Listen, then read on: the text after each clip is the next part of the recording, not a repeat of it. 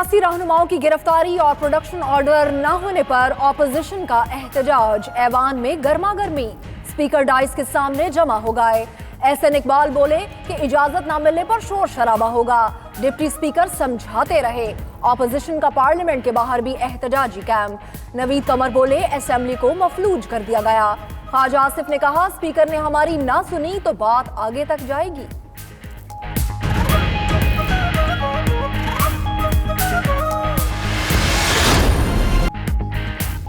Opposition की काली पट्टियां देखी तो लगा कश्मीरियों से यकजहती है, मगर वो तो अपना ही रोना रो रहे थे। वफाकी वजीर मुराद सईद का तंज। वजीर तालीम शफकत महमूद बोले गिरफ्तारियां नैब की तरफ से हैं, हुकूमत का कोई ताल्लुक नहीं। हमारे अरकान भी 3 महीने बंद रखे गए। फयाज चौहान ने रद्द अमल दिया कि खुर्शीद शाह पर 500 अरब की करप्शन के इल्जामात हैं। गिरफ्तारी सियासी नहीं, एहतसाबी कार्रवाई है।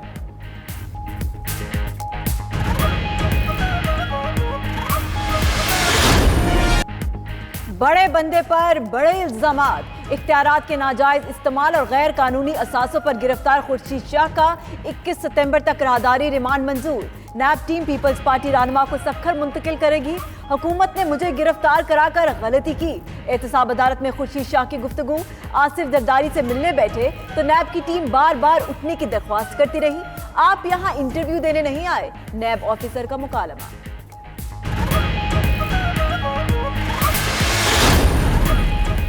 खुर्शीद शाह के बाद दीगर जियाले रहनुमाओं को भी गिरफ्तारी का खौफ। वजीर ट्रांसपोर्ट सिंध अवैस शाह ने अबूरी जमानत करा ली। उधर जाली बैंक अकाउंट्स की तहकीकात में वजीर आला सिंध मुराद अली शाह 24 सितंबर को नैब रावलपिंडी में तलब। सवालनामे का तहरीरी जवाब भी साथ लाने की हिदायत।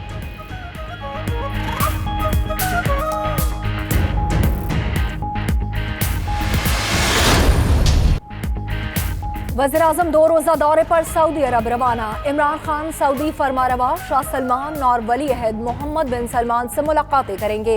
मकबूजा कश्मीर की सूरत हाल और 2 तरफा ताल्लुकात पर तबादला ख्याल किया जाएगा। इमरान खान सऊदी अरब से 21 सितंबर को अमरीका जाएंगे। वज़ीर-ए-आज़म और अमरीकी सदर डोनाल्ड ट्रंप के दरमियान जनरल असेंबली की साइड लाइन पर 2 तरफा मुलाकात तय पा गई। मीडिया ट्रिब्यूनल्स के कयाम पर हुकूमत का यकतरफा फैसला न करने का ऐलान। फरदौस आशिक आवान का कहना है मामले पर हुकूमत सोलो फ्लाइट नहीं करेगी। अभी कोई ड्राफ्ट फाइनल नहीं हुआ। APNS और CPNE से ड्राफ्ट शेयर करेंगे। हुकूमत मीडिया के किरदार को मजीद फाल बनाने के लिए पुरअज़्म है।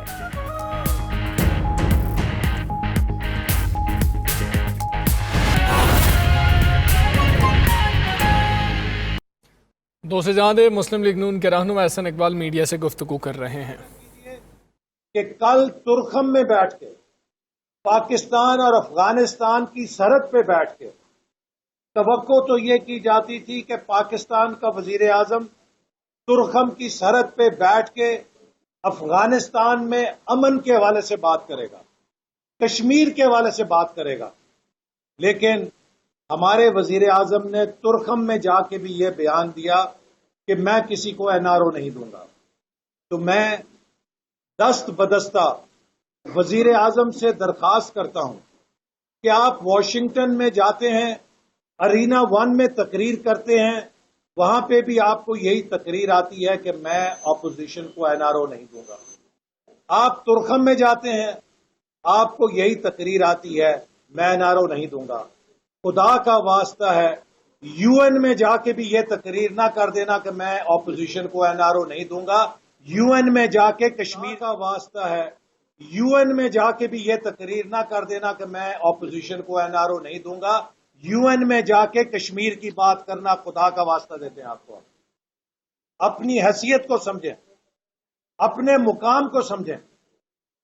और अब ये इंतजार कर रहे हैं कि वो सियासी थिएटर जो लगता है UN की असेंबली का, जिसमें एक जलसा होता है, वहां पे तकरीर करेंगे और कहेंगे मैंने कश्मीर के मुकदमे का हक अदा कर दिया, जबकि 45 दिन सोकर जाय कर दिए। कश्मीर में इंफॉर्मेशन ब्लैकआउट है, कश्मीर में कम्युनिकेशन ब्लैकआउट है। आज पूरे कुर्रा अर्ज पे, पूरे प्लेनेट अर्थ के ऊपर کوئی خطہ نہیں ہے جہاں پر انفارمیشن بلیک آؤٹ ہو، حتیٰ یہ کہ فلسطین کے اندر بھی ایک گاؤں ایسا نہیں ہے جس میں انفارمیشن بلیک آؤٹ ہو۔ بھارت نے اتنا بڑا ظلم کر رکھا ہے کہ کشمیر کے عوام کو انفارمیشن بلیک آؤٹ میں رکھ کر ان پہ ظلم کے پہاڑ توڑے جا رہے ہیں، ان کے نوجوانوں کو گرفتار کیا جا رہا ہے، ان کی خواتین کی بے حرمتی کی جا رہی ہے، اور ہمارے وزیر اعظم کو یہ توفیق نہیں ہوئی کہ کم از کم یہ 45 دن میں دنیا کے ضمیر کو جا کے جھنجھوڑتے کہ آپ انڈیا پاکستان کا ساتھ چھوڑیے، کم سے کم کشمیر کے لوگوں سے انفارمیشن بلیک آؤٹ اور کرفیو اٹھوائیے تاکہ وہ اپنی زندہ سانس لینے کے قابل ہو سکے۔ یہ بھی آپ نے نہیں کیا اور آپ ہمیں تانے دیتے ہیں۔ حکومت کا تو یہ حال ہے کہ جب مشترکہ پارلیمنٹ کے اجلاس میں کشمیر پہ قرارداد پیش کی گئی تو حکومت نے قرارداد پیش کی کہ ہم بھارت کی کلسٹر بموں کے استعمال کرنے کی مذمت کرنا چاہتے ہیں۔ انہوں نے تو اپنی قرارداد میں مودی حکومت کے اقدام کو ہی گول کر دیا تھا، پی گئے تھے۔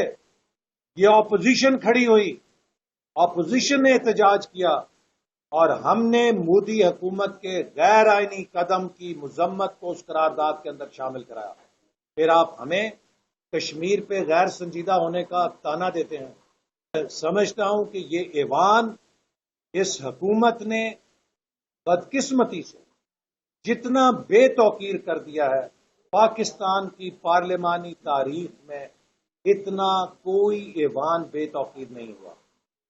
قومی اسمبلی کو ڈی چوک کا کنٹینر بنا دیا گیا۔ قومی اسمبلی کے اندر حکومت کے وزیروں کو فلور دیا جاتا ہے جیسے یہ ڈی چوک کے کنٹینر پہ کھڑے ہو کے گالی گلوچ کرتے تھے، یہ قومی اسمبلی کے ایوان پر بھی کھڑے ہو کر اپوزیشن کو گالی گلوچ کرنے کے علاوہ کوئی اور کام نہیں کر سکتے۔ آج ملک کی معیشت تباہ ہو رہی ہے، پاکستان سفارتکاری میں تنہا ہو چکا ہے، کشمیر کی نگاہیں ہماری طرف ہیں اور یہ نالائق حکومت اپنی ذمہ داریوں سے غافل ہے۔ وزیر اعظم آزاد کشمیر آنسوؤں کے ساتھ اس حکومت کو اس کی ذمہ داریاں یاد دلا رہے ہیں، لیکن یہ حکومت صرف سوشل میڈیا پہ بیان جاری کرنے اور اسمبلی کے اندر گالی گلوچ کرنے سے آگے کسی کام کو نہیں۔ یہ ہمارے یہاں جو کسی پارٹی کے اندر انٹر پارٹی الیکشن نہیں ہوتا، انکلوڈنگ ہماری پارٹی۔ جب آپ ورکر کو عزت نہیں دیں گے تو آپ جمہوریت کیسے مستحکم کر سکیں گے؟ میں چاہتا ہوں کہ ہم اپنی پارٹی جو الیکشن کمیشن کی لاس کو چینج کرنا چاہیے۔ جتنے پارٹیز الیکشن ہو وہ الیکشن کمیشن کی تھرو ہونے چاہیے، یونین کونسل سے لے کے یہ جو چیئرمین اور جو مرکزی صدر اس کے تک ہونے چاہیے۔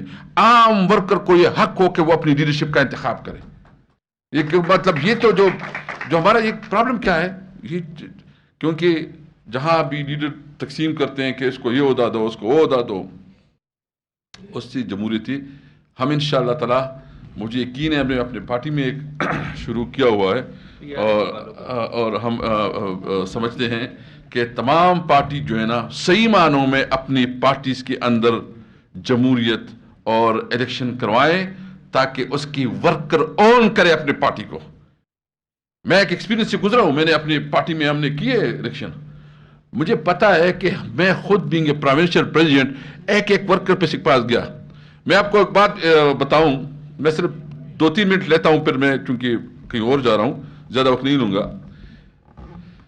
میں الیکشن کمپین پہ گیا تھا، جو اپنے پارٹی کی الیکشن کمپین، تو رات کو 2 بجے تھے اور کرک کا سب سے دور دراز علاقہ جو ہنگو کے ساتھ بارڈر تھا، میرا 2 بجے ایک تحصیل صدر تھا، اس کے پاس پہنچا۔